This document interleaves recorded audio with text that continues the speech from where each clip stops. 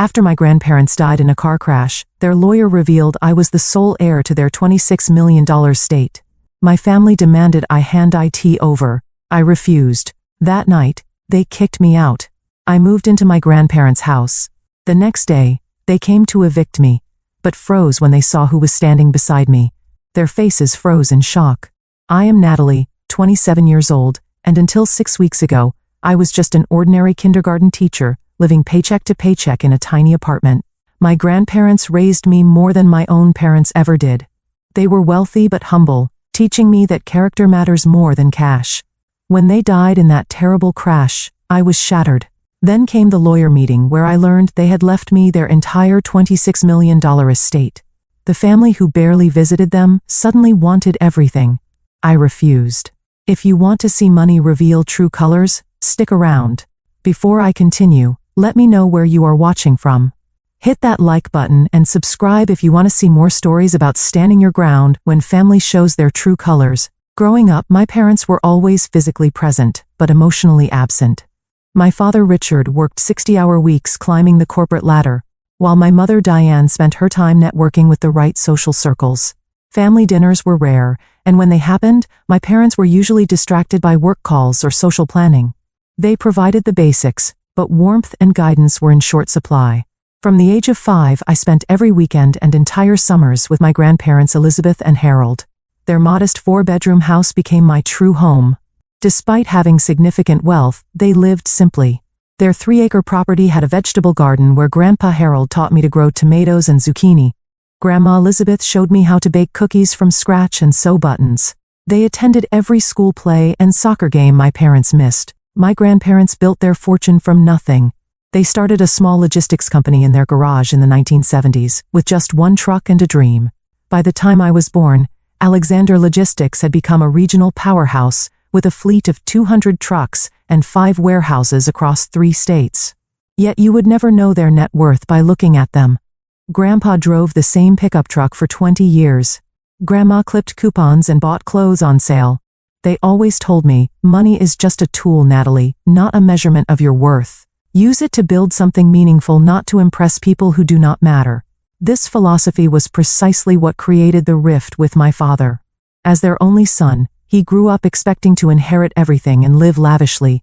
He resented their frugality, calling them stingy and old-fashioned. What he saw as deprivation they saw as character building.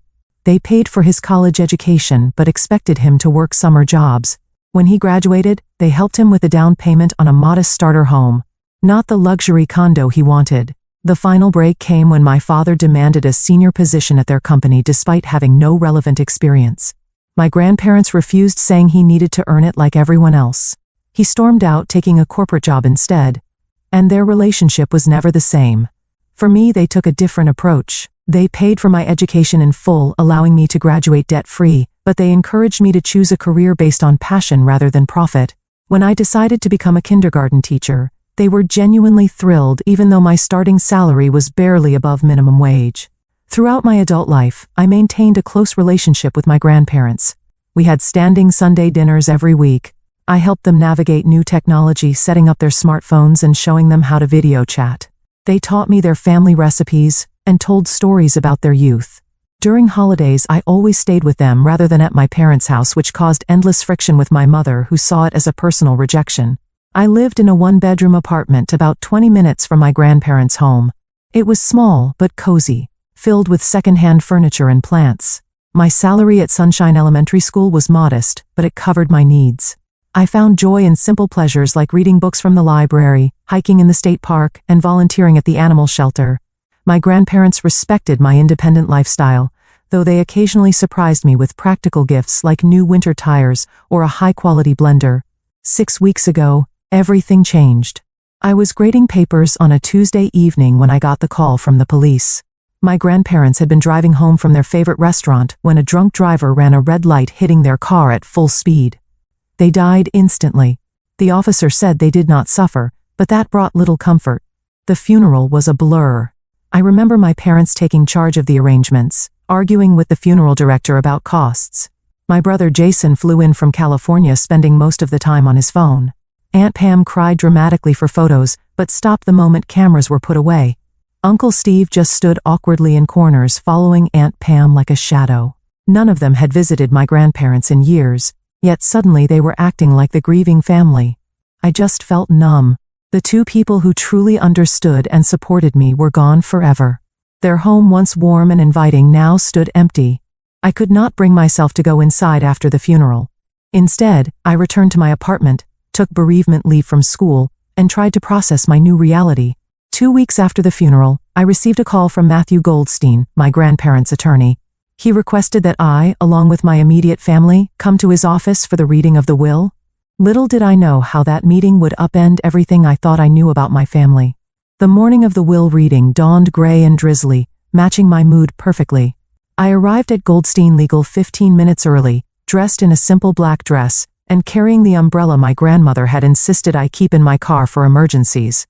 The office was located in a converted Victorian house downtown, its interior warm with wood paneling and leather chairs. Matthew Goldstein greeted me with a gentle handshake. He was in his 60s with silver hair and kind eyes behind wire-rimmed glasses.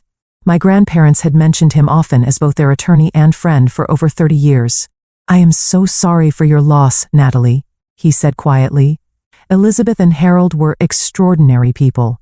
I will miss our chess games and her lemon bars at our meetings." His genuine emotion made my eyes well up. "Thank you," I managed.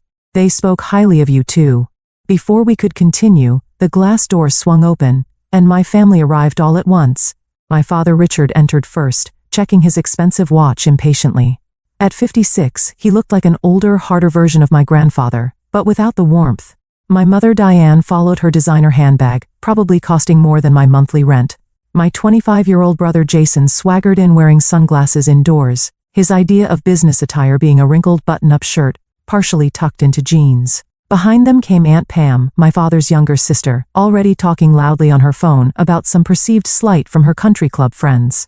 Uncle Steve trailed behind, nodding politely to me, but quickly averting his eyes. They had been married for 20 years, but I had rarely heard him speak more than a few sentences at family gatherings. "Well, let's get this over with," my father announced without bothering with greetings. "Some of us have actual businesses to run." Matthew smiled thinly. "Of course, Richard. Please follow me to the conference room. We are all here now." The tension in the room was palpable. As we settled around a large oak table, my father sat at one end as if claiming authority, while I chose a seat near Matthew's position at the head. The others arranged themselves according to their usual alliances. My mother, next to my father Jason, next to her Aunt Pam, and Uncle Steve across from them. "Before we begin," Matthew said, "I want to clarify that Elizabeth and Harold were of completely sound mind when they updated their will last year. They were thorough in their considerations and explicit in their wishes." My father snorted, "Just read it, Matt, we know how it goes. Dad built the business, I am his son. Standard inheritance procedure." Matthew ignored the interruption and opened a leather portfolio. He adjusted his glasses and began to read. "I, Harold Alexander, and I, Elizabeth Alexander, being of sound mind and body, do hereby declare this our last will and testament." The formal legal language continued for several minutes, with Matthew detailing revocations of previous wills and appointment of executors. My family shifted impatiently. Finally, he reached the section everyone was waiting for. "We hereby bequeath our entire estate, including, but not limited to all cash assets, totaling approximately $8 million. Our investment portfolio valued at approximately $12 million. All real estate holdings, including our primary residence, valued at $5 million. And our 25% ownership stake in Alexander Logistics, valued at approximately $1 million to our beloved granddaughter, Natalie Grace Foster." The room went completely silent. I stopped breathing for a moment, certain I had misheard. Matthew continued, "We specifically and intentionally make no provisions for our son Richard Alexander, our daughter-in-law Diane Alexander, our grandson Jason Alexander, our daughter Pamela Davis, or our son-in-law Stephen Davis, as we have provided for them during our lifetime, and have made our reasons clear to our attorney." "Let me see that," my father shouted, standing up so abruptly his chair tipped backward. He snatched the document from Matthew's hands, scanning it frantically. "This is ridiculous," my mother joined in. $26 million to a kindergarten teacher. She would not know the first thing about managing that kind of money. Jason slammed his hand on the table. "What about me? I am family too. I need startup capital for my business ventures. Aunt Pam turned to me, her face flushed with anger. What did you do? How did you manipulate them into this? I sat in shocked silence, unable to process what was happening. Matthew calmly retrieved the will from my father's grip. If you will all, please take your seats, there is more. Harold and Elizabeth recorded a video message to be played at this time. He pressed a button on a remote, and the large screen on the wall illuminated. My grandparents appeared sitting side by side on their living room sofa. My heart clenched at seeing them alive again, looking exactly as they had the last time I visited. Grandpa Harold spoke first. If you are watching this, it means we have passed on. We want to explain our decisions directly, to prevent any misunderstandings. Grandma Elizabeth continued. Richard, Pam, we love you as our children, but we have been deeply disappointed by the values you have embraced and passed to your own children, with the exception of Natalie. For decades, my grandparents explained they had watched my father and aunt prioritize material wealth over relationships, treating them as a resource to be tapped, rather than as parents to be cherished. They detailed years of missed family events, requested loans never repaid, and dismissive attitudes toward their modest lifestyle choices. The business we built, Grandpa said, was never about amassing wealth for its own sake. It was about creating security for our family and opportunities for our employees. We built it through hard work, integrity, and treating people fairly. Natalie is the only one who has demonstrated these values consistently, Grandma added. She visits us not because she wants something, but because she genuinely cares. She has chosen a career helping children despite the low pay, because it fulfills her purpose. We trust Natalie to be a good steward of what we have built, Grandpa continued. She will honor our legacy and use these resources wisely, not squander them on status symbols or get-rich-quick schemes. The video continued for several more minutes, with my grandparents expressing their hopes for how the inheritance might be used to support education and community development areas they had always cared about, but had limited time to address, while running their business. As the screen went dark, my father exploded. This is absolute garbage. They were clearly senile. We will contest this will. No judge will uphold this insanity. Matthew remained perfectly calm. They anticipated that response, Richard. They underwent extensive cognitive testing before finalizing this will, with multiple independent doctors certifying their competence. Additionally, they documented years of behaviors that informed their decision. I must advise you that contesting will be extremely difficult, expensive, and unlikely to succeed. My mother turned to me, her voice suddenly, honey sweet. Natalie darling, you understand this is not right. Your grandparents were confused. This money belongs to the family, not just you. You will share it with us, won't you? I felt cornered, all eyes on me. I have to think about this, I stammered. I had no idea they would do this. Think about it. Jason scoffed. There is nothing to think about that money should be divided equally, or managed by someone with actual business experience. My father interjected, meaning himself. As the arguing intensified, Matthew gently touched my arm. You do not have to decide anything today, Natalie. Take time to process. My office will handle all immediate matters related to the estate. He handed me a thick envelope. This contains all the relevant documents, keys to their house, and contact information for their financial advisors. Call me anytime with questions. The meeting dissolved into chaos after that, with threats of lawsuits and accusations flying. Matthew eventually asked everyone to leave, stating he had another appointment. As we filed out, my father grabbed my arm roughly. This discussion is not over, he hissed. Come to our house tonight at 6. We will sort this out as a family. His tone made it clear this was not a request. I nodded numbly, too overwhelmed to argue. As they departed in their separate luxury vehicles, I sat in my 10-year-old sedan in the parking lot, clutching the envelope and wondering how inheritance meant to be a blessing had so quickly become a curse. I spent the afternoon in a daze driving aimlessly around town before stopping at a quiet park to gather my thoughts. The envelope from Matthew sat unopened on my passenger seat. Part of me wanted to peek inside to understand exactly what my grandparents had entrusted to me. Another part was terrified of the responsibility it represented. At 545, I pulled into my parents' driveway, noting that everyone else had already arrived. Their 5,000-square-foot house loomed before me, all granite and glass, designed to impress, rather than welcome. I took a deep breath, grabbed the envelope, and headed inside. They were waiting in the formal living room, a space rarely used, except for my mother's social gatherings. My father stood by the fireplace, tumbler of scotch in hand. My mother perched on the edge of an uncomfortable-looking designer chair. Jason sprawled across the sofa, scrolling through his phone, while Aunt Pam paced nervously. Uncle Steve stood by the window, gazing out, as if wishing to be elsewhere. Finally, my father said when I entered, "Sit down, Natalie." I chose a chair near the door, suddenly aware I might need a quick exit. "Let us be reasonable about this." My father began, his business negotiation voice in full effect. "Your grandparents clearly were not thinking clearly. They meant for the family to benefit, not just you." My mother nodded enthusiastically. "Sweetheart, managing wealth is complicated. Your father has the experience to handle this properly. You can still get a nice portion, perhaps, enough for a down payment on a real house, instead of that apartment." The condescension in her voice made my skin crawl, but I remained silent. Emboldened by my lack of response, my father continued, "Here is what we propose. You sign over the estate to me as the financial head of the family.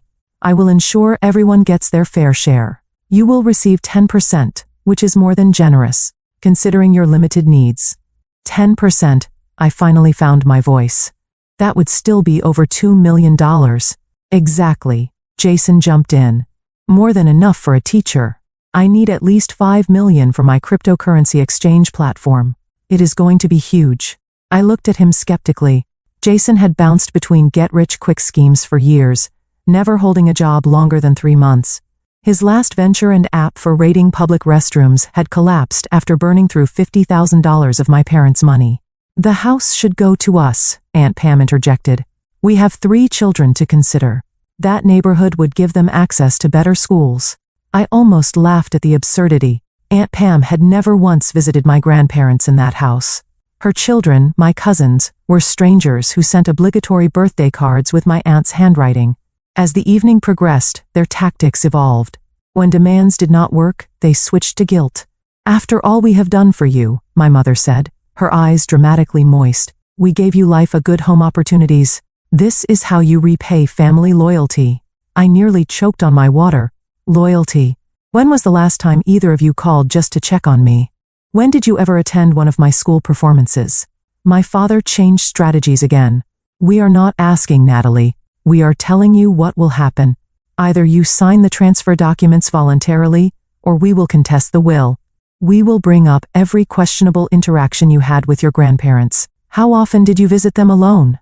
What did you tell them about us when we were not there? It will get ugly." The threat hung in the air. I felt sick, but something inside me hardened. A memory surfaced of my grandfather teaching me to stand my ground during a playground dispute when I was 8. "No one can take your dignity unless you give it away, Natalie," he had said. "Know what is right and hold firm." Uncle Steve, who had remained silent, suddenly spoke. "Maybe we should all calm down and give Natalie some time to think. This is a lot to process." My father rounded on him. "Stay out of this, Steve. This is family business." "I am family," he responded quietly, but immediately retreated when my father glared at him. As the clock ticked past 9, Jason started drafting transfer paperwork on his laptop. My mother called their personal attorney for advice on the wording. Aunt Pam scrolled through real estate listings for my grandparents' house, talking about which walls she would knock down first. They had already divided my inheritance, without my consent, mapping out how they would spend every dollar. Not once did anyone mention my grandparents' wishes or legacy. Not once did they ask what I thought should be done with the money. At 10:30, my father printed out the crude transfer document and slid it across the coffee table to me, along with a pen. "Sign it," he demanded. Now, I picked up the paper and read it carefully. The language was broad, essentially signing away all my rights to anything my grandparents had left me. In exchange, I would receive a percentage to be determined later at my father's sole discretion. I put the paper down and took a deep breath. The room went silent. "What did you just say?" My father asked, his voice dangerously low. I said no. I will not sign this or anything like it.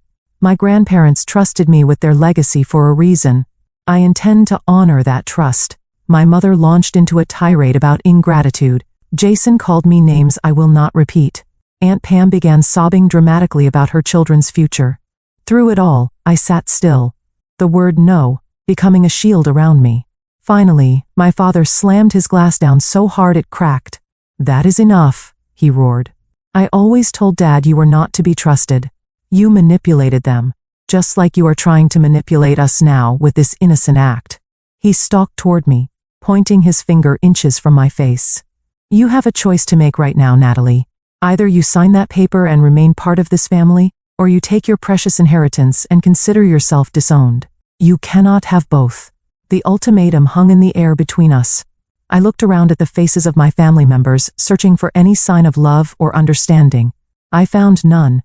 In that moment, I realized a painful truth: they had never really seen me as family. I was just a means to an end, a potential source of money, nothing more. I am not signing, I said firmly, standing up. I am sorry you feel this way, but I have to respect what Grandma and Grandpa wanted. Then get out of my house, my father snarled. Pack your things and leave tonight. You are no longer welcome here. I live in my own apartment, I reminded him. I have for years. He laughed coldly. The apartment we co-signed for because your teacher's salary could not qualify for the lease. Check your agreement, Natalie. We own that building through one of our investment companies. Consider your lease terminated. My stomach dropped. He was right. When I could not qualify for the apartment on my own, they had offered to help. I never realized they actually owned the building through a shell company. You have 30 minutes to pack essential items, my mother said, checking her watch.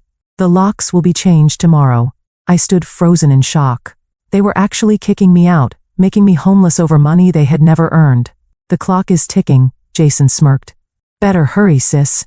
Those $26 million will not keep you warm tonight.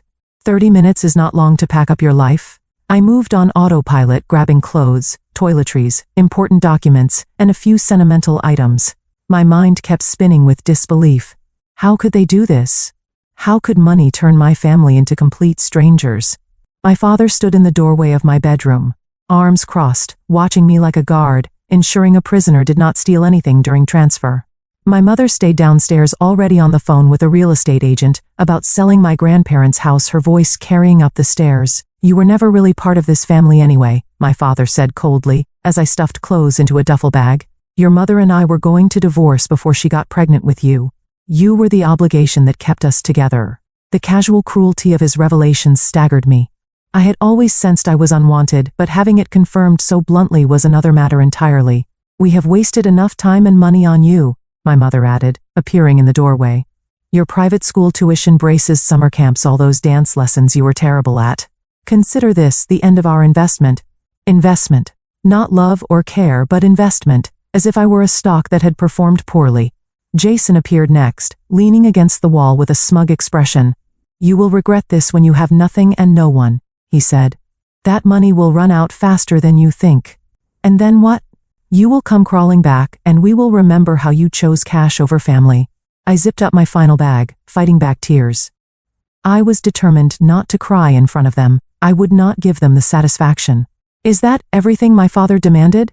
I looked around the room that had been mine since childhood, though I had only stayed here occasionally since college. The ballet trophies from elementary school, the framed diploma, the bookshelf filled with novels and textbooks, the photo albums, so much left behind. I can come back for the rest later, I said. My father laughed. There will not be a later. Whatever you leave tonight goes to charity or the trash. Your call. The finality of it hit me. They were erasing me from their lives completely. All because I would not give them money they had done nothing to earn. I grabbed my grandmother's quilt from the bed and stuffed it into my already overflowing bag. I would not leave that behind. With 3 bags slung over my shoulders and another in my hand, I made my way downstairs. No one offered to help. At the front door, I turned around one last time. My family stood in a line, faces set in various expressions of anger, disappointment, and smug satisfaction. You might have money now, my mother said, but family is forever. You will realize what you have thrown away. I am not the one throwing away family, I replied quietly. You are. With that, I walked out the door and into the cool night air. The door slammed behind me with disturbing finality. Standing beside my car in the driveway, I suddenly felt the weight of everything crashing down. I was effectively homeless. My apartment was no longer mine. My family had disowned me. In the span of a few hours, I had gained millions, but lost the only support system I had ever known, flawed as it was. I sat in my car and finally allowed the tears to come. They streamed down my face as I gripped the steering wheel, great heaving sobs that made my whole body shake. I cried for my grandparents, whose absence felt more acute than ever. I cried for the family I had always hoped for but never truly had. Mostly, I cried for myself, suddenly adrift in a world that had completely changed.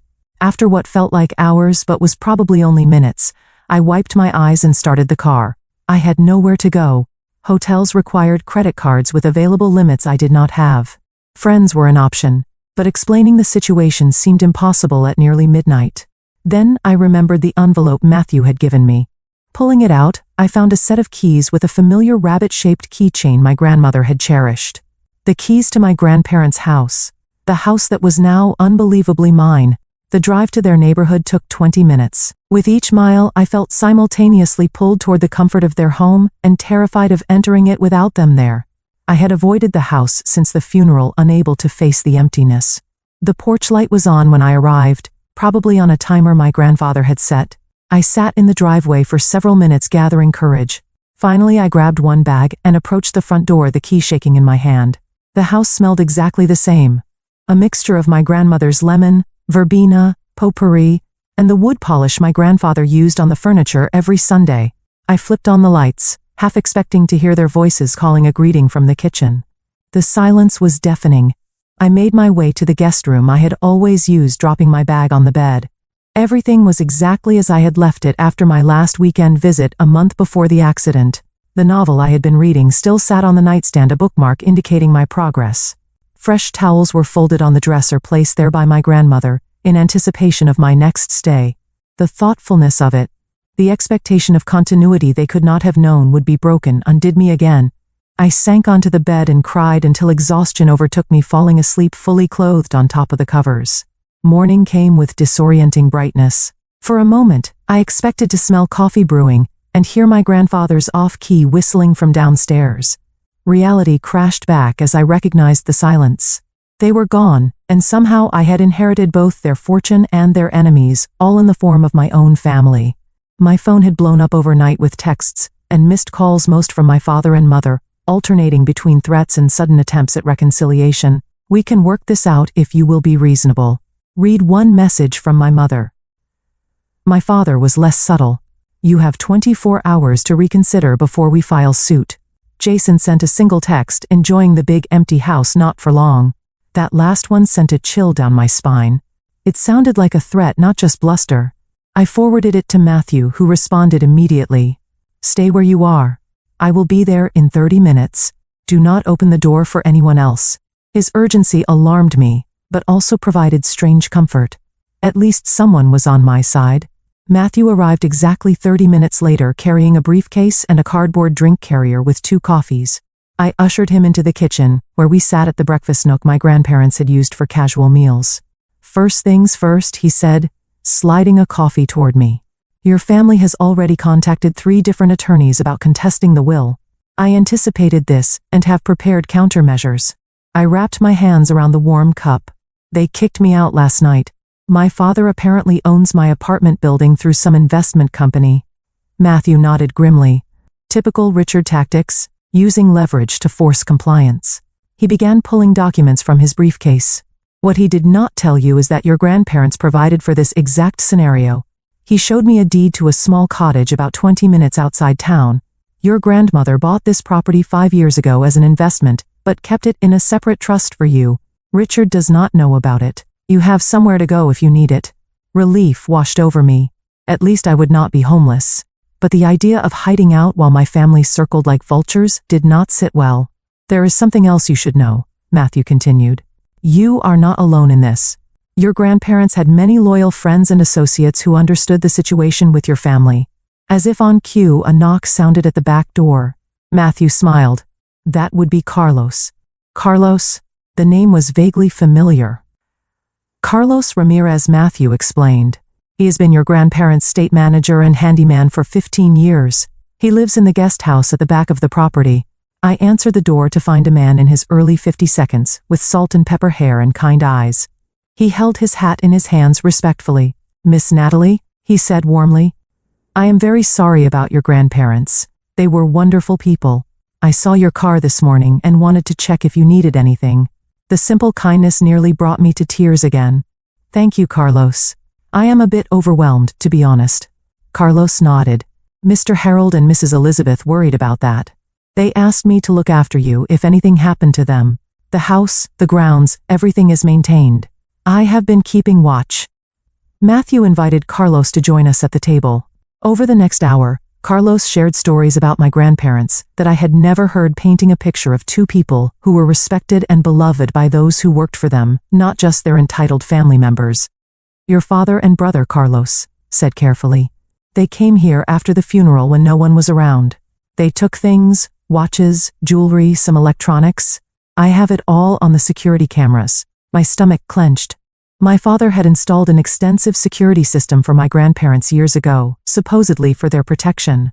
I had forgotten about the cameras. Carlos shook his head sadly. "They did not know Mr. Harold had me update the system last year. He did not trust the old one your father put in, said it had too many blind spots." Matthew made a note. "That footage could be useful if they pursue legal action." "There is more," Carlos continued. "Mrs. Elizabeth kept detailed journals. She documented everything, especially family visits and interactions. They are in her study." I followed Carlos to my grandmother's small study off the main hallway. A built-in bookcase held dozens of leather-bound journals, each meticulously dated. Carlos pulled one from the shelf and handed it to me. "This one mentions when your father asked for money last year," he said, "for some investment opportunity." I opened the journal, immediately recognizing my grandmother's elegant handwriting. May 15th. "Richard visited today, first time in 7 months. Did not ask about our health or lives, immediately launched into pitch about cryptocurrency investment requiring $250. When Harold refused, Richard became hostile, accused us of preferring Natalie, said we were naive to trust her when she only visits to secure her inheritance. Could not be more wrong. Natalie has never asked for money, has no idea of our net worth, brings food every Sunday and stays to eat with us." Richard left without finishing his coffee. Harold, very upset afterward. I read entry after entry, each one documenting years of similar interactions. My father demanding money. My brother pitching absurd business ideas. My mother making thinly veiled comments about their modest lifestyle being embarrassing to her social standing. In contrast, my visits were described with genuine warmth. My grandmother noted small gifts I had brought. Conversations we had shared, help I had offered around the house. She saw me in a way my parents never had. As I read, the doorbell rang. Carlos went to answer it, returning with an older woman in a practical dress and cardigan. "Dorothy Reynolds," he introduced her. "Your grandparents' housekeeper for 20 years. Dorothy hugged me tightly. "You look just like Elizabeth when she was young," she said. "She was so proud of you." Over the next several hours, more people arrived. Rosa Martinez, my grandparents' business partner, who knew every detail of Alexander Logistics and offered to guide me through understanding the company. George Patel, their investment advisor, who brought comprehensive portfolios, showing exactly how my inheritance was structured. Sarah Johnson, their neighbor for 30 years, who brought a homemade casserole and stories about neighborhood gatherings I had attended as a child. Each person who arrived brought not only information but genuine affection. They had all loved my grandparents and by extension cared about me and my well-being. While going through my grandmother's desk, Dorothy found a hidden compartment containing letters from my father spanning decades. Each one requested money, some with thinly veiled threats about cutting off access to me if they refused. She also kept this, Dorothy said, handing me a USB drive, security footage from after the funeral. "Your mother was going through Elizabeth's jewelry before the reception even ended. She took several valuable pieces, claiming Elizabeth would have wanted her to have them. My grandparents, it seemed, had been documenting my family's behavior for years. Perhaps knowing this day would come, they had created not just a financial safety net for me, but a network of support and evidence that would protect their wishes." Around 4 in the afternoon, as Matthew was guiding me through the complex financial documents, my phone pinged with a text from Jason. "Hope you are enjoying Grandma and Grandpa's house while you can. Dad, Mom, Aunt Pam, Uncle Steve and I are coming over tomorrow morning at 10 to collect what rightfully belongs to us. Better not try to stop us, or things will get ugly." I showed the message to Matthew, whose expression darkened. "Threats and potential breaking and entering," he muttered. "I think it is time to activate the final part of your grandparents' plan." He made several phone calls in quick succession, speaking cryptically about meetings and evidence. When he finished, he turned to me with a determined expression. "Your grandparents anticipated this exact scenario, Natalie. They knew Richard and the others would not accept their decision. They prepared for it. Tomorrow morning, we will be ready for them. But tonight, I suggest you review these materials so you understand exactly what you are fighting for." He gestured to the pile of journals, financial documents, and legal papers spread across the dining room table. "Your grandparents built more than just wealth. They built relationships based on trust and respect. That is their true legacy to you." As everyone except Carlos left for the evening, promising to return the next morning, I felt a strange calm settling over me. I was not alone in this fight. My grandparents had ensured that. They had given me not just their money, but their wisdom and their community. I spent the evening reading through journals and financial reports, getting to know my grandparents in a new way. They had been strategic, thoughtful, and meticulous in their planning. Everything they had done was deliberate, including their choice of heir. For the first time since the will reading, I felt equal to the responsibility they had entrusted me with. I would not let them down. As I prepared for bed, another text came through from Jason. "Better sleep with one eye open, sis. Tomorrow, you will see what happens to people who steal from this family." Instead of fear, I felt resolve hardening within me. Tomorrow would indeed show what happens when people try to steal from family, but not in the way Jason imagined. I woke early the next morning, anxious but determined. By 8 a.m., Matthew had arrived with coffee and pastries, along with a thick folder of legal documents. "These are restraining orders, ready to be filed if necessary," he explained. "And these are cease and desist letters addressing the specific threats Jason made."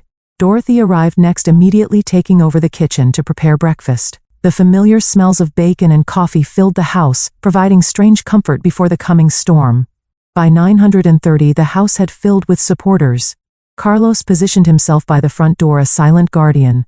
Rosa Martinez, my grandparents' business partner, set up her laptop at the dining table, ready to present financial evidence if needed.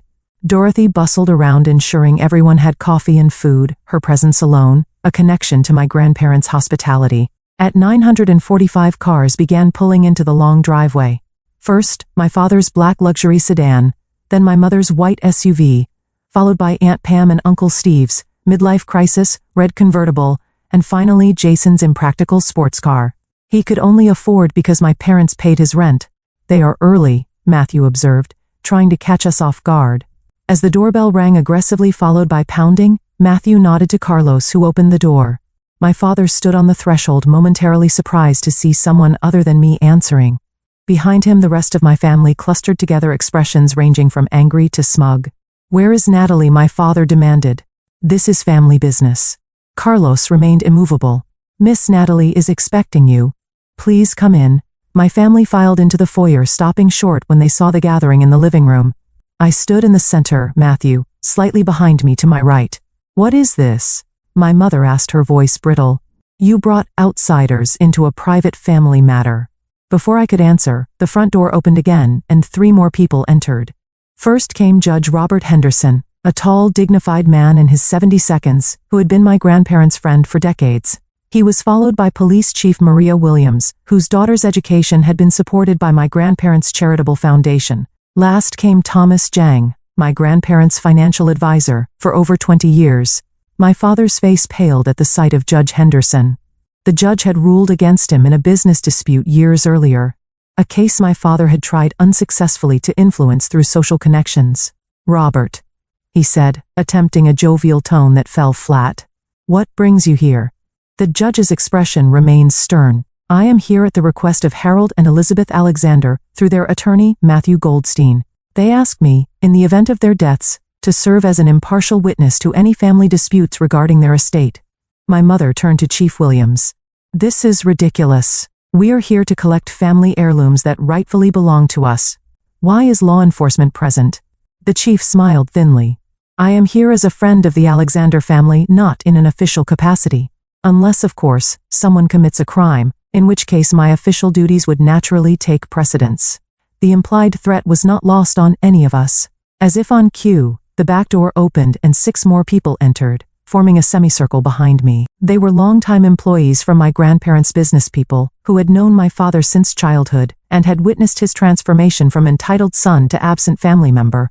"You have got to be kidding me," Jason muttered. "Is this supposed to intimidate us?" I stepped forward, finding strength in the support surrounding me. "I know why you are here. You believe you are entitled to my grandparents' estate, despite their explicit wishes. You think you can bully or threaten me into giving you what you want? My father's face hardened. Those old fools were manipulated. We are simply here to correct that injustice. From behind me, Thomas Zhang spoke up. Actually, Richard, I have documentation of every attempt you made to access your parents' assets over the last 20 years. He opened a folder. This includes the unauthorized transfer attempt from their retirement account in 2016, the forged check incident in 2018, and your attempt to have Elizabeth declared incompetent last year after she refused to fund Jason's failed cryptocurrency venture. My father's face reddened. That is taken out of context. Rosa Martinez stepped forward, next tablet in hand. I also have records of the company loan you never repaid, Richard. $200,000 borrowed in 2012 for your vacation home in Aspen. Your parents never pursued repayment, though they certainly could have. One by one, my grandparents, friends, and associates presented evidence of my family's attempts to extract money over the years, contrasted with their minimal involvement in my grandparents' actual lives. Aunt Pam, who had been quietly fuming, suddenly turned to me. You ungrateful little snake. You turned our parents against us, poisoned them with lies. Judge Henderson cleared his throat. Actually, Mrs. Davis, I reviewed the video journals Elizabeth kept. There was no external influence. Your parents were quite clear about their reasoning. This is all very theatrical, my mother said dismissively, but it changes nothing. We will contest the will. We will win. Matthew stepped forward. I have prepared documentation for you all. It includes evidence that would become public record if you contest the will. He handed each family member a thick envelope. This includes banking records, text messages, emails, and video evidence of your interactions with Harold and Elizabeth over the past decade. I encourage you to review it before making decisions about legal action. Uncle Steve, who had remained silent until now, opened his envelope and began reading. His face grew increasingly pale. After a moment, he touched Aunt Pam's arm. We should go, he said quietly. This is not a fight we can win.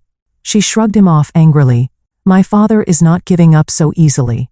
My father, however, had gone very still after scanning the contents of his envelope. There were records of business dealings he had clearly hoped would remain private, along with transcripts of cruel comments he had made about his parents when he thought no one was listening. Chief Williams stepped forward. I should also mention that the property is under 24-hour security surveillance. Any attempt to remove items without permission would constitute theft. Carlos nodded. The new system records everything inside and out, all backed up to secure cloud storage. As my family absorbed the implications, I walked to the sideboard and picked up a stack of documents Matthew had prepared. These are cease and desist orders regarding the threats you have made, I said, passing them to Jason. These, I continued handing papers to my father, are notices that I am aware of the items taken from this house after the funeral and expect their immediate return. My mother began to protest, but I cut her off. And these, I said, giving her the final document, are the terms under which I am willing to maintain any relationship with you all going forward. They include respect for my grandparents' wishes, and an end to all attempts to contest the will. The room fell silent as my family realized the position they were in. Not only had my grandparents legally protected their decisions, but they had anticipated and documented every possible challenge. The community of support they had built stood firmly with me, presenting a united front my family had not expected. My father was the first to break. This is not over, he said, but the defeat in his voice suggested otherwise. Actually, Richard, it is, Judge Henderson replied. Your parents were meticulous in their planning. Any judge in this county would uphold their wishes based on the evidence they compiled. One by one, my family members retreated toward the door, their threats dissolving in the face of the overwhelming evidence against them. Jason glared at me as he passed. This is not the end, he muttered. Perhaps not, I replied calmly, but it is the end of you taking advantage of this family. My grandparents saw who you really are. That is why we are all here today. As they filed out to their cars, the tension in the room dissipated. Dorothy immediately began serving fresh coffee and pastries, as if to cleanse the space of the negative energy. The others gathered around offering congratulations and support. I felt strangely empty, neither triumphant nor devastated. I had stood my ground, protected my grandparents' wishes, but lost what remained of my family in the process. The victory felt hollow. Judge Henderson seemed to sense my conflict. He placed a gentle hand on my shoulder. Your grandparents would be proud, Natalie, not just of what you did today, but how you did it, with dignity and principle. Rosa nodded in agreement. You are more like them than anyone else in the family. That is why they trusted you with everything. As my family's cars disappeared down the driveway, I realized I had crossed a threshold. The family I had known was gone, but in their place stood a community bound by genuine respect and shared values, the true legacy my grandparents had built over a lifetime. It was not the family I was born into, but perhaps it was the family I was meant to have all along. 6 months passed in a blur of learning and adjustment. The first weeks after the confrontation were the hardest, filled with legal paperwork, financial decisions, and the painful process of accepting that my biological family had chosen money over relationship.